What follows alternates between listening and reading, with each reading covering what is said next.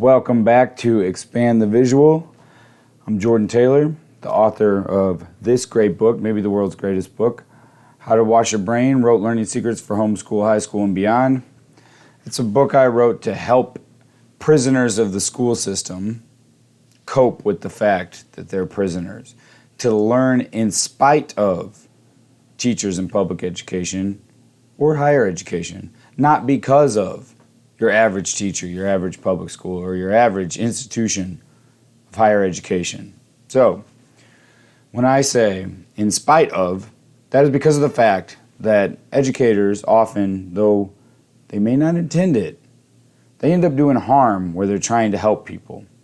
And one of the ways they do that is by not understanding how feedback works. I was going to say by giving bad feedback, but they give bad feedback because they don't even understand how feedback works. So, how does giving feedback work? Let's start with a very, very simple example that everybody can understand. This is an example I like to use over and over again, and it's the one of the hot stove, all right?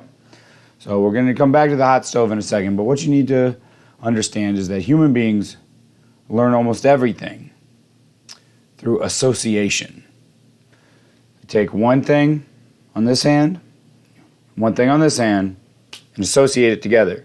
In the case of the hot stove, you have touching a stove, the fact that the stove is hot and burns you, you associate those things, and now you know hot stoves burn you. Now, thankfully, most of us, we learn this through language. We don't learn it through experience, but the point is the same, association. Maybe you associate a hot stove with your mom getting wide-eyed and saying, no. You associate those two things. Now, prior, you have associated the fact that your mom saying no equals danger. So you've created a chain of associations. All right, so that's association. Feedback. The association is strongest when the feedback is immediate.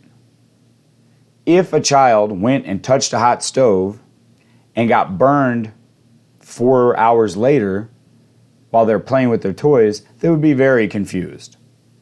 In fact, they would probably associate the burn with their toys, even though that's not what caused it. And I know this is a fictitious scenario that could never really happen, but it illustrates the point. Immediate feedback is the best kind of feedback because it associates what happened in the moment with what you want to learn and take away. So, how do schools get this wrong? Let me use myself as an example. I got this wrong when I was a new teacher. I would teach a lesson all week and then give a test on Friday. So I would give out the test, all the students would take it, then I would take it home, grade it over the weekend, and give it back to them on Monday. The problem is, this is like the kid who touches the hot stove but doesn't get burned for 4 hours later. In the moment, they gave an answer, and they believed that answer to be right. Later, I come up and I give them, let's say, a bad grade if they got a bunch of questions wrong. Now, they're not associating their answer with the bad grade. They're associating me with the bad grade or Monday mornings with the bad grade. All right, this is very, very bad when it comes to feedback. Feedback should be as immediate as possible. Now, you would think most teachers don't make the mistake that I did when I was a new teacher. Alas, that's not the truth.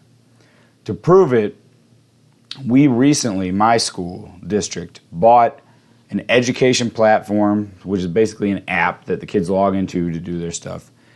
And the testing software that it comes with, where teachers get to go in and make a test, it does a version of the same thing I did. They go through the entire test, and they don't get feedback till the end, when it just gives them this overall grade. Now, a student could go through and look at every single question, see that they got it wrong, why they got it wrong, as a review. Most students don't do this. Instead, they're just getting an emotional response from the overall grade. If it's an A, they get a good emotional response, and they might not even go back and look at that one question that they missed. If they get a real low grade, like a D and an F, they're just associating their testing platform, their iPad now with that bad grade. They get an emotional feeling. They're not going back and analytically thinking, okay, which question did I get wrong? Let me write all these down so I can study them and refresh and rehabilitate myself or remediate myself later. That's not how kids work, okay? That's not how most of us work, quite frankly. So what would the solution be? The solution is use testing software, in the case of what my school's doing. Use testing software that comes up with a question. You give an answer, it immediately grades that one question and tells you if you got it right or wrong. Then, if you did get it wrong, it should reserve you that question later in the same testing period so that you can use the right answer and remediate yourself. Instead, all you're doing is encoding the incorrect answer. Now, that's an example of testing software, how it could be made better, but also as a parent or a teacher or a coach, just keep in mind that you should be giving your feedback as immediate as possible, okay? If you're a parent and your child does something and you're like, you know what, that was really good, I'm gonna reward them later. I'm gonna go buy them a special treat. It would be much better if you used verbal praise in the moment so they associate their behavior with a positive emotion instead of waiting till later. Let's say you promise to get them a treat. They might even do something dumb on the way to the ice cream shop, right? They might do something out of line, kick their brother in the shin or something.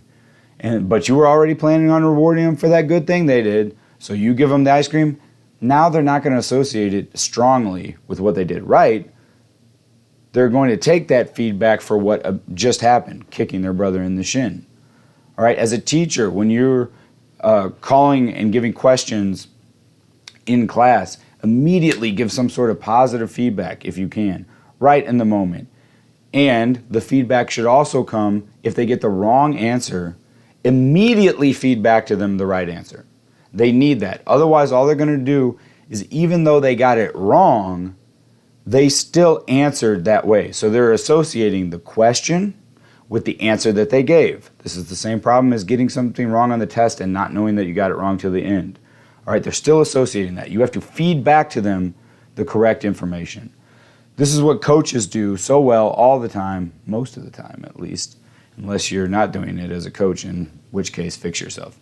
But, imagine somebody that takes a swing, they're holding the bat wrong, and the coach immediately yells, hey, choke up on the bat. That's immediate feedback. And then on the next swing, they implement what the coach said. It works better for them. They get that instant feedback of seeing the ball soar through the air. That's the thing about the real world. The real world gives you feedback, all right? So we need to be more like the real world. Be careful of what you're associating things with, all right? If your feedback is not as immediate as possible, it's just not that good feedback, and it's not helping. In fact, it very well could be hurting your students or your children or your teammates.